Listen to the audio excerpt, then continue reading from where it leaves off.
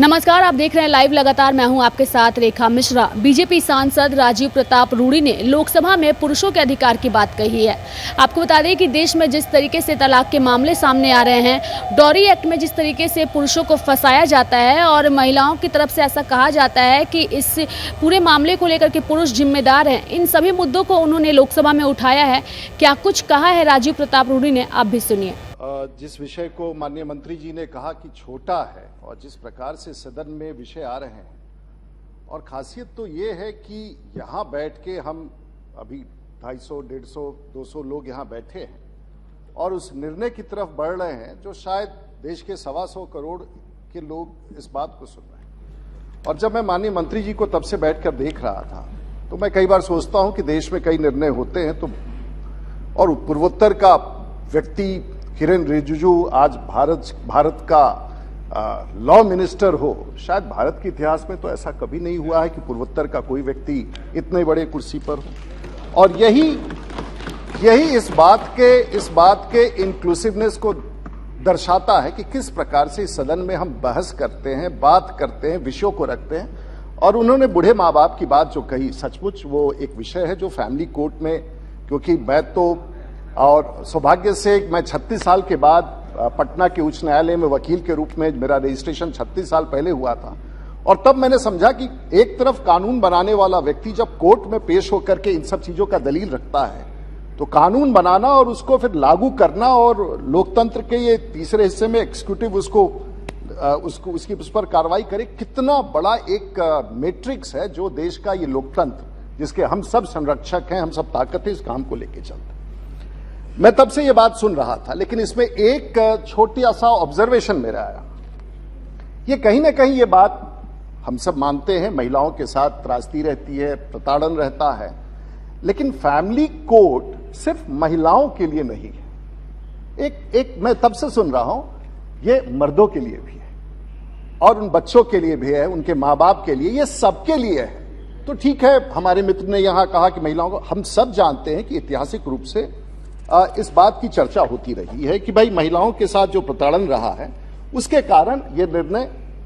और 2022 में हम इसमें संशोधन कर रहे हैं नागालैंड और हिमाचल प्रदेश के उस विषय को सुधारने के लिए। और मूलतः देश में 715 फैमिली कोर्ट्स हैं। जरूरत है माननीय मंत्री जी और हम सब लोग अपने अपने राज्य सरकार को कहे कि इसका महत्व है और अधिक से अधिक कोर्ट बने, 125 करोड़ के देशवासियों के लिए बहुत जरूरी है। लेकिन यह विषय बहुत नया नहीं है। It was in 18th century, जब कोर्ट ने, जब रिलीजियस डिवोर्सेस इंग्लैंड में बहुत ज्यादा हो रहे थे, तो 1800 ईस्वी में इसका गठन तब किया गया, आज से लगभग 200 साल पहले। और अमेरिका में भी इस कोर्ट की स्थापना 1900 में हुई थी। तो इसका इतिहास तो है, लेकिन हमारे यहां जब लॉ कमीशन ने इस प्रतिवेदन को 59वें प्रतिवेदन को 1974 में दिया, और इसके पश्चात जो committee of status of women 1975 में दिया, तो हम लोगों ने सीआरपीसी में अमेंडमेंट किया और उसके पश्चात ये एक्ट हम लोगों ने यहां ला करके दिया। It's a unique process for settlement of disputes. लेकिन महोदय, एक और बात, कई बार अभी हमारे मित्र ने, उसके पहले एक मित्र ने कह दिया कि साहब उत्तर प्रदेश में सबसे ज्यादा केसेस है। लेकिन उत्तर प्रदेश अपने आप में अगर एक राज्य होता, देश होता, तो दुनिया का 6ठा सबसे बड़ा देश होता। लेकिन सेलेक्टिवली कभी किसी राज्य को अगर आप इंगित करते हैं तो यह चिंता का विषय है, क्योंकि उत्तर प्रदेश में जो बहुमत प्राप्त हुआ है, तो कहीं ना कहीं योगी जी हो, प्रधानमंत्री जी हो, ऐसा सरकार उन्होंने दिया, लोगों की आस्था जगी और इस बड़ी बहुमत के साथ जीत के आए। तो कभी कोई पार्लियामेंट के भाषण में एक राज्य को उल्लेखित करके करता है तो वो उचित नहीं है। हर राज्य अपने लिमिटेशंस के साथ काम करने का प्रयास करता है, और मैं समझता हूं कि देश का सबसे ज्यादा अगर कोर्ट्स, फैमिली कोर्ट्स अगर कहीं स्थापित किए गए हैं तो वो मूलतः उत्तर प्रदेश में।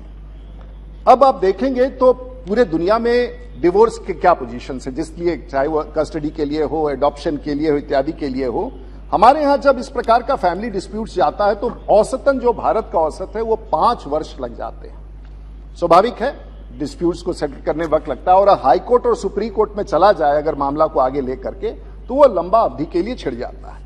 लेकिन एक बड़ी खुशी की बात है, भारत तो बहुत ही बड़ा देश है, लेकिन आप दुनिया की तुलना में देखेंगे तो जो हमारे यहाँ जो हमारी जो परंपराएं हैं, जो हमारा परिवार है, जिस प्रकार से हम लोग परिवार को लेकर चलते हैं, लग्जमबर्ग में डिवोर्स के रेट्स 87% है, अमेरिका में डिवोर्स के रेट 46% है, रशिया में डिवोर्स का रेट 51% है और स्पेन में डिवोर्स का रेट 65% है और भारत में सिर्फ 1% है। तो मैं समझता हूं कि आज भी हमारी जो परंपराएं हैं, हमारा जो देश है, हमारी जो आस्थाएं हैं, हमारे जो घर में हम आज भी बहुत बेहतर हैं और उस परिस्थिति में भी इस विषय पर हम लोग लेकर के इस विषय को आगे लेके चलना चाह रहे हैं। महोदय, यह भी देखा गया कि जो बहुत विकसित राज्य है वहां संख्या डिवोर्सेस का या इस प्रकार के फैमिली डिस्प्यूट्स का, चाहे गुजरात हो, महाराष्ट्र हो, आंध्र प्रदेश हो, तेलंगाना हो, थोड़ा सा यह देखा गया है कि जहां विकास अधिक है, महाराष्ट्र ज्यादा है तो हमने कही दिया दासी जी, लेकिन ये बड़ा चिंता का विषय है कि विकास के साथ ये डिसरप्शंस आते हैं और इसीलिए कहा जाता है डेवलप्ड इकोनॉमीज में family as a unit survive बहुत ज्यादा नहीं कर पाता है। तो ये बहुत बड़ा एक विषय है। महोदय, इस विषय पर एक और विषय मैं लाना चाहूंगा। हम थोड़ा सा इसमें थोड़ा सा भिन्नता भी लाना चाहेंगे माननीय मंत्री जी को। एक तो फैमिली डिस्प्यूट्स का सेटलमेंट का रेजोल्यूशन है, ये बहुत ही बढ़िया है, हम लोगों ने उसका पूरा प्रोसेस डिफाइन कर रखा है, लेकिन एक और जगह है जहां कानूनी रूप से डॉरी एक्ट के तहत जो महिलाओं के साथ जो होता है उसमें कानून अपना कदम उठाए अगर अपराध होता है, आपराधिक वारदात होती है, लेकिन यह भी इस भारतवर्ष में देखने आया है कि जो मर्दों का अधिकार है उसके चर्चा कई बार नहीं हो पाती है और डॉरी एक्ट के तहत बूढ़े माँ बाप को केस में फंसाना, परिवार के लोगों को 1 दर्जन लोगों को फंसाना और फिर कोर्ट में वर्षों तक चले, तो शायद अधिक से अधिक अगर सरकार मेहनत करके फैमिली कोर्ट्स बनाए और काउंसलिंग करे कि जिस रास्ता पर इस एक्ट का उपयोग करके जो फैमिली को हम लोग डिस्टर्ब करते हैं, मैं जानता हूं कि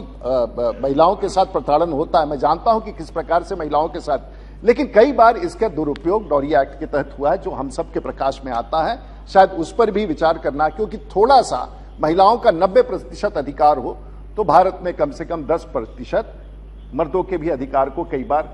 स्वीकार करना चाहिए। हम लोग आपके साथ हैं, हमारी महिला बहनें पीछे हैं, लेकिन कई बार जो घटनाएं हमारे सामने आती हैं उससे हम सब लोग काफी परेशान होते हैं। हमको लगता है कि यह नाजायज हो रहा है और जिस पुरुष के घर में उसके अपने माँ बाप भी होते हैं, कई बार इस प्रकार के माहौल में वो लपेट में आते हैं, तो उस प्रताड़न से भी बचाने के लिए सरकार को उस दिशा में भी सोचना चाहिए। यही मेरा आपसे माननीय मंत्री जी।